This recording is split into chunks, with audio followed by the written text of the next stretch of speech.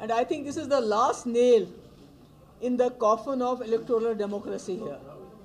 پہلے جو انہوں نے ریگنگ کرنی تھی وہ تو آدھی ریگنگ کر دی جس وقت ڈیلیمیٹیشن کمیشن یہاں بنایا، اور اس میں جتنی جیری مینڈرنگ ہونی تھی وہ سب کر لیا، اور جس کا نتیجہ یہ ہوا کہ جو اس کی ہیڈ کرتی تھی اس پینل کو، اس کو اب بڑی اچھی طرح سے ریہیبلیٹیٹ کیا گیا، شی ہیز بین ریوارڈڈ. تو میرا یہ کہنے کا مقصد ہے، میں لوگوں کے اپنے ملک کے لوگوں سے یہ کہنا چاہتی ہوں کہ یہ جو جمہوری نظام کو یہاں مسخ کیا جا رہا ہے، ڈیموکریسی کو یہاں ختم کیا جا رہا ہے، یا ملک کے لوگوں کو سمجھنا چاہیے کہ جو جموں کشمیر ایک مسلم میجورٹی اسٹیٹ نے اس ملک کے ساتھ ہاتھ ملایا تھا، یہ سوچ کے کہ ہم جمہوری ملک کا حصہ بنیں گے، راجہ مہاراجاؤں کی تاناشاہی ختم کر کے ہم ایک آزاد ہندوستان، ایک ڈیموکریٹک سیکولر ہندوستان کا حصہ بنیں گے. مگر اس کے بعد جب کہ پورے ملک میں ڈیموکریسی ہوئی، ہمارے یہاں ایسے کچھ واقعات ہو گئے ان ڈیموکریٹک طریقے سے، جیسے شیخ صاحب کو ڈسمس کیا گیا. اس کے بعد کئی ایسی چیزیں کی گئی کہ لوگوں کا الیکشن سے یہاں بالکل بھروسہ اٹھ گیا، کیونکہ اس کے بعد جتنے بھی الیکشن ہو گئے اس میں میجورٹی آف دا الیکشنز میں جو ایک ون سائیڈڈ ہوتا تھا جس کے لوگوں کا بھروسہ نہیں تھا. اور 87 was the culmination of all the elections, frauds of elections, جس کی وجہ سے یہاں کے لوگوں نے، جو بہت ہی امن پسند لوگ ہیں، انہوں نے بندوق اٹھانے پہ مجبور ہو گئے، اور آج تک ہم اس کا خمیازہ بھگت رہے ہیں. اور شاید یہی وجہ ہے کہ اٹل بہاری واجپئی صاحب کو ریڈ فورٹ سے یہ اعلان کرنا پڑا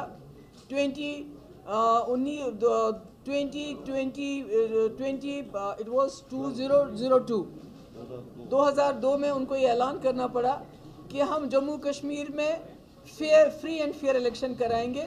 اور اس کے بعد الیکشنز میں بہتری آئی، اور جموں کشمیر کے لوگوں کا الیکشن پروسیس میں ایک بھروسہ ہو گیا.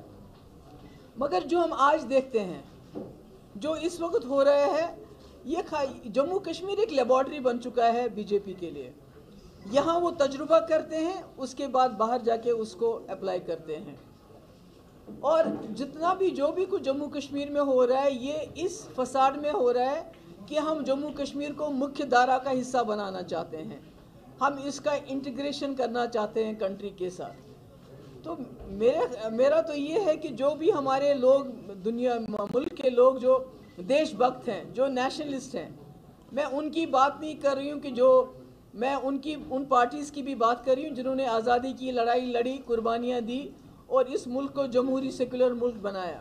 میں ان کی بات نہیں کر رہی ہوں جنہوں نے انگریزوں سے معافیاں مانگی، انگریزوں کے ساتھ مل کے رہے، جنہوں نے انگریزوں کے خلاف نہیں بلکہ انگریزوں کا ساتھ دیا. میں ان ہندوستانیوں سے یہ کہنا چاہتی ہوں کہ آپ سمجھیے، بی جے پی آپ کو ہر غلط کام، کانسٹیٹیوشن کو ملیامیٹ کر کے اس کو بھی نیشنلزم کا نام دیتی ہے. جو جموں کشمیر میں ہو رہا ہے، یہ سب وہ کہہ رہی ہے کہ ہم نیشنل انٹرسٹ میں کریں. کچھ بھی نیشنل انٹرسٹ میں نہیں ہو رہا ہے، سب کچھ بی جے پی کے اپنے انٹرسٹ میں ہو رہا ہے.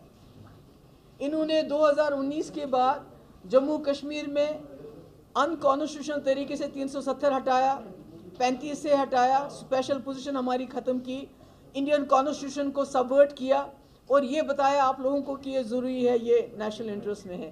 یہ سب بی جے پی کے اپنے انٹرسٹ میں ہے، کیونکہ اس کے بعد ہر الیکشن میں انہوں نے جموں کشمیر کے پلاٹ بیچنا شروع کر دیا الیکشن میں، کہ آپ کو پلاٹ ملے گا، ہم نے جموں کشمیر میں یہ کیا. اور آج جو جموں کشمیر ایک تجربہ گاہ بن چکا ہے پورے ملک کے لیے، آج نہ صرف جموں کشمیر میں ڈیموکریسی خطرے میں ہے، بلکہ اگر آپ دیکھیں گے یہ ریگنگ کا جو سلسلہ ہے یہ پورے ملک میں ہے. اب فرق یہ ہے کہ کئی سٹیٹس میں ریگنگ الیکشن کے دوران ہوتی ہے، جس میں ایلیگیشنز لگتے ہیں، ای وی ایمز کو استعمال کیا جاتا ہے، پیسے کو استعمال کیا جاتا ہے، مسل پاور استعمال کیا جاتا ہے.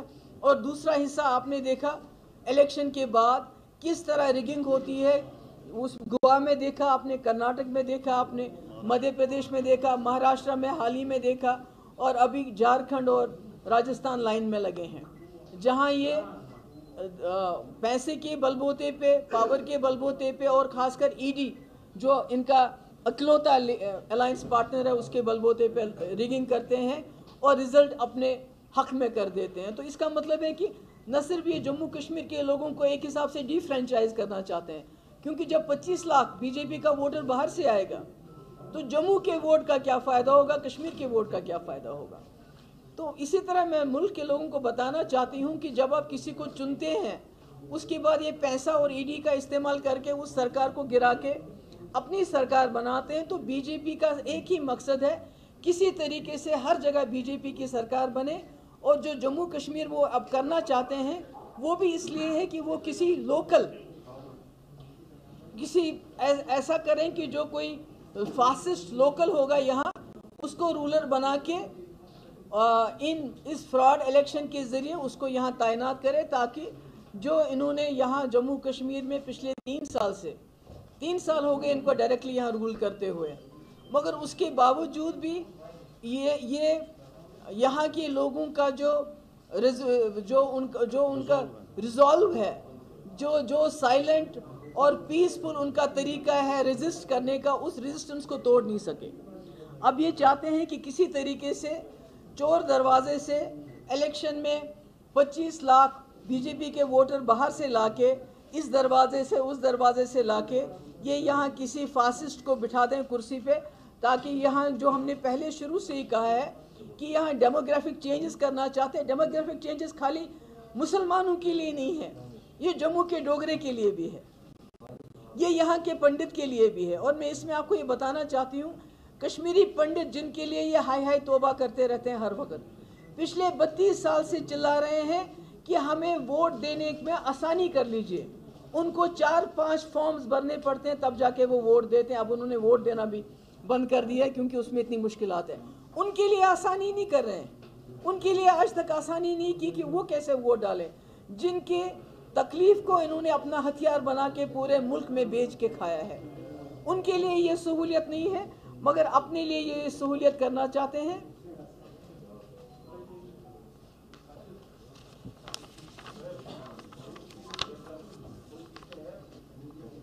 मुल्क को समझना चाहिए ये कि जो जम्मू कश्मीर की समस्या है वो बीजेपी की जो पॉलिसी अपनाना चाहती है।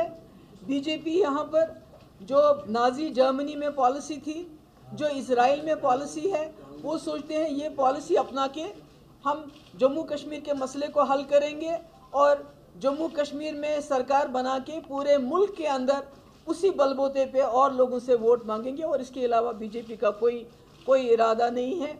मगर मैं उनको बताना चाहती हूँ कि हिटलर ने कितना जुल्म किया पर ज्यूस को वो ख़त्म नहीं कर सका। इजराइल कितना भी जुल्म करे तो फ़लस्तीन को ख़त्म नहीं कर सकता, ना उनके रिजॉल्व को ख़त्म कर सकता है। इसी तरह जब तक एक डोगरा, एक कश्मीरी यहाँ बचा हुआ है, तो वो जो बीजेपी के इविल डिज़ाइंस हैं जम्मू कश्मीर को लेके, वो उनको कामयाब नहीं होंगे, बल्कि उनको मुँह की खानी पड़ेगी। क्योंकि जो वो हालात बना रहे हैं, एक तरफ से वो डी रेडिकलाइजेशन पे सैकड़ों करोड़ रुपया खर्च करते हैं और दूसरी तरफ से वो हर हरकत वो ऐसी करते हैं जिससे यहाँ के नौजवान रेडिकलाइज हो सकते हैं, ज़्यादा हो सकते हैं।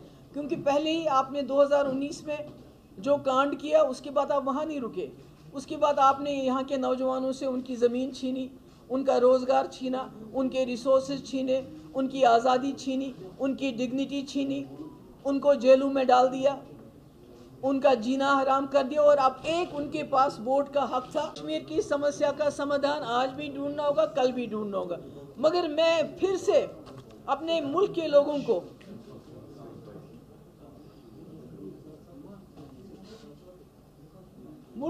को मैं बताना चाहती हूँ, उनको गुजारिश करना चाहती हूँ। देखिए, बीजेपी जो उन्होंने तरीक़ेकार अपनाए हैं यहाँ के कॉन्स्टिट्यूशन को, मुल्क की कॉन्स्टिट्यूशन को सबवर्ट करने का, इन्होंने उससे खाली हमारा कॉन्स्टिट्यूशन नहीं छीना, हमारा झंडा नहीं छीना। अगली बारी आपकी है। 2019 के बाद 370 हमसे छीना, हमारा कॉन्स्टिट्यूशन छीना, हमारा झंडा छीना गैर आईनी तरीके से। अगर इनमें हिम्मत होती तो असेंबली के जरिए ये करना चाहिए था, मैं उसको लीगल मानती। मगर गैर आईनी तरीके से चोर दरवाजे की आने वाले वक्त में 2024 के इलेक्शन के बाद ये इस मुल्क का जो कॉन्स्टिट्यूशन है उसको भी ख़त्म करेंगे और जो मुल्क का झंडा है उसको भगवा झंडे में लहरा देंगे। और उस वक्त फिर आप सोचोगे कि ये क्या हो गया। ये इस मुल्क को कोई और राष्ट्र नहीं, बीजेपी राष्ट्र बनाना चाहते हैं। जो कुछ हमारे हिंदू भाई हैं जो हिंदू राष्ट्र के नाम पे बड़े खुश हो जाते हैं कि हिंदू राष्ट्र बनेगा, शायद उनको अंदाज़ा नहीं है कि कोई हिंदू राष्ट्र नहीं बनाने वाले, ये बीजेपी राष्ट्र बना रहे हैं। इसीलिए ये हर जगह जो है असेंबलियां तोड़ तोड़ के, गवर्नमेंटें तोड़ तोड़ के अपनी गवर्नमेंट बनाती हैं, और जम्मू कश्मीर में ये जो इस वक्त कर रहे हैं वो भी उसी कड़ी का हिस्सा है। और मैं समझती हूँ कि मैं बार बार कहती हूँ कि हम लोगों को इकट्ठा होना चाहिए जम्मू कश्मीर में, पूरे मुल्क में, मगर ख़ासकर ये जो इन्होंने लेटेस्ट ऑन स्लॉट किया हमारे हक हुकूक पे, उसके लिए तमाम जमातों को मैं अपील करूँगी कि हमें इकट्ठा होना चाहिए और इसके खिलाफ मिल के लड़ना चाहिए। That's all. Any questions please? Ma'am, क्या ये लीगल है ये मूव इलेक्टोरल ऑफिस के अंदर 225 वोटर्स और any Indian citizen can vote, whether it's a leader, whether it's a government or anyone? Is this legal? It's not about the legality, it's about the the intention that is behind it. Intention तो बिल्कुल साफ है। किसी भी state में ऐसा नहीं हुआ आज तक कि आपने 25 लाख, 30 लाख, 1 करोड़, 2 करोड़ वोटर बाहर से लाए हैं। यहाँ क्यों करना चाहते हैं? बिकॉज वो एक डेमोग्राफी, एक लोकल जो एलिमेंट है यहाँ, उसको चेंज करना चाहते हैं मुल्क में। वो कहते हैं हम इसलिए कर रहे हैं कि हम जम्मू कश्मीर को मुख्य धारा में मिलाना चाहते हैं, और जम्मू में जब लोग सवाल करते हैं उनको बोलते हैं हम कश्मीरियों को सीधा कर रहे हैं। It's not about legality or illegality about it. It's more about the intention behind it. Illegal भी है because इसकी जो जननी है वो reorganization act है। बिल्कुल, वो तो उनको वो कर नहीं सकते थे जो उन्होंने 5 अगस्त को किया, this is in the supreme court, और अभी वो कुछ ऐसा नहीं कर सकते थे, डिलिमिटेशन नहीं कर सकते थे, but still they are not following any rules. They are not following any rules. Whatever they are doing, it is all unconstitutional.